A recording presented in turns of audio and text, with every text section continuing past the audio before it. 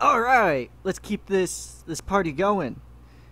New York City Wrestling. I'm playing as their owner, Larry Vesey. One of the changes made from 2010 to 2013 was Stomper retiring and Larry Vesey taking over, and not much happening to New York City Wrestling as a result.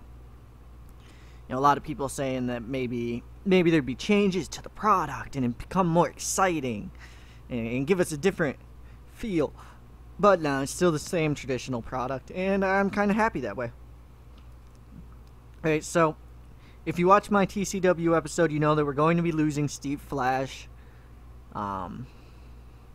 So we have to find a replacement for Stevie Flash. And I don't really think there is a replacement for Steve Flash, to be honest. So let's see. Min years as pro, we just go 10 plus on that for this company. Because for everything I said in the USPW one about not wanting to do it that way with them, with New York City, I feel like you kind of have to bring in the experienced guys to hire. Bam. Let's see who we... Well, that's a lot more than I thought it'd be. Alright, so Flash is good at basics. So I want good performance skills, we'll say. I want great performance skills. I lied. Haha.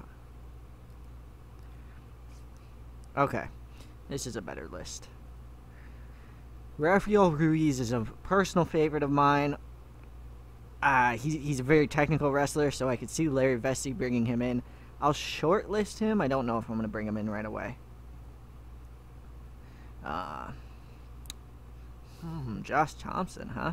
I didn't know he had good basics. He's got alright basics.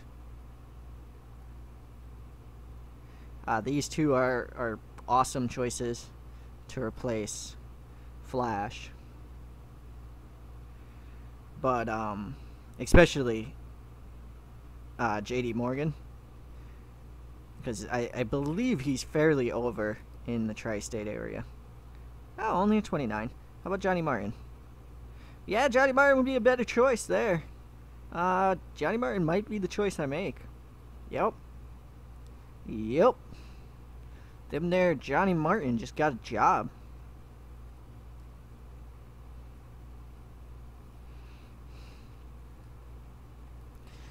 Booking on the fly and stuff, or hiring on the fly.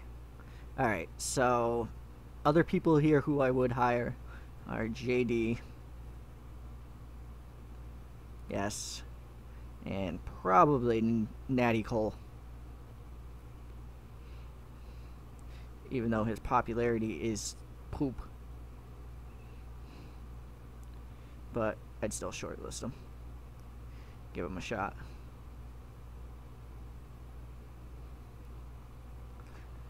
Okay. So, New York doesn't need storylines. You could run kind of... It's on you. You can just do random matches all the time. Or you could have like an overarching story, but you don't need to have actual storylines in the game. So, let's go over their roster. And we got a show in 12 days in which I'll come back and we'll do a show then. So, filter, active roster.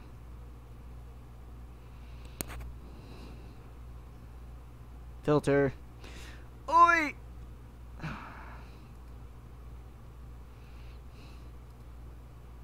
Alright, so we got, protege of the owner, Andrew Harper, who, is in, wow, I just said, twice in a bloody row. He is, I believe, in a tag team? No, I think he's on his own. But he's just a generic brawler. Kind of a generic looking, generic fighting, low on the card, but happens to know the owner. Animal Harker is a, kind of an old school, I push him like a big old Bruiser Brody, but young, like, really doesn't know the ropes yet. He's a mid-carder in New York City, and I think he'll grow here, but I've never really had a game where I successfully pushed him, and I feel bad about that because I like him, and I think he's a cool character, but I just can't ever push him correctly. Black Hat Bailey is your basic former big-time mid-carder who is now working main events on the indies.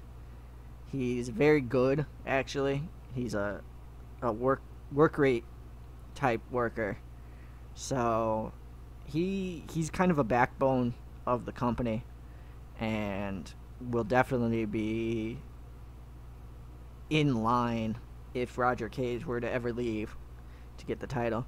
Bulldozer Brandon Smith is usually someone I don't get to book in New York City, but I didn't have any of the bigger companies try and take him because usually he wants to be on the main roster, and I think I was booking more for development, although he may go to USPW. He's fun to book because you could just kind of have him either crush people or be like a big Ryback-like character, and I don't know, I like booking that, I guess. I like booking big, tough guys in wrestling, go figure. Dean Waldorf is part of the Waldorf and Statler group. Hey, Waldorf and Statler, old guys on the balcony, yeah. The Ring Generals is their real name, and they're a very good face tag team. I generally push them up quickly, but I think I'll keep them in the mid card for now. Jeff Bourne is a flippy guy. He's out of place, I guess, here, and he's not even that good at doing flips. So, never really liked him. But there you go. He's a flippy guy, not that good at doing flips in an environment where even not being good at doing flips is more flips than you need. Honest Freak, if he ever loads, is your sleazy heel, lie, cheat, steal, all that stuff. Good times. He's a big-time indie guy. He would be the type of guy that the IWC would be like, how come Honest Frank never got a shot at the big time? Da. So, I mean, he's good, not great. I've tried to push him in USPW. It doesn't really work. So I think he's at home at the main event at an indie show. He does very well there, but I wouldn't take him into one of the bigger companies. Howlin' Mad Moore is a big lumberjack heel, and he's teamed with Whitehorse Whitaker, I believe. Yeah, Whitehorse Whitaker, and they play the evil lumberjack tag team, which I imagine do very Canadian things and just be evil Canadian lumberjacks. I have no idea. Marv Statler, the other half of Waldorf and Statler. There you go. Monte Trescarde. That can't be how you pronounce that. But he's another guy who, you know, new to the game, new to 2013, wasn't in 2010. Found by Larry Vesey. So he was found by the owner. He's an owner project. And he has the Corrupt Wall Street gimmick, which is just, I don't know, a mix of IRS and JBL. But I'll have fun booking that because it's just gimmicky as hell. Rick Sanders is a guy who, he teamed with Johnny Martin. Ooh, and I'm bringing in Johnny Martin. That's going to be fun. They're going to get a feud. Sorry, I didn't realize that before I signed him. But he's in a tag team with Masked Mauler. He's a very good work rate guy. I love him. He's my favorite character in New York City wrestling, but he's 43. He's going to retire soon, so you really can't push him too hard. However, I'm going to anyway. Roger Cage is a cool face, I guess. He's got a cheerleader girlfriend. He's young, especially for this group. He's really young. He's only 30. He's It's basically Johnny Cage, but a wrestler. So there you go. Sammy the Shark is Roger Cage's friend. I think that's his gimmick. He's just a stoner type character who's Roger Cage's friend. That's it. He's also a face. Steve Flash is leaving. He has 100 basics. Look at that. He's the best wrestler on this roster, which is why he's leaving. Bye, Steve.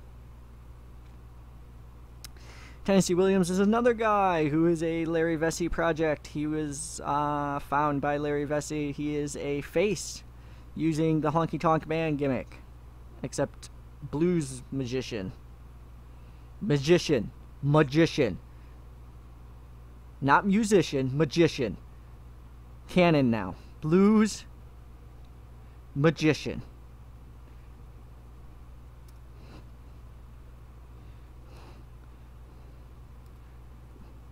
Clone this gimmick.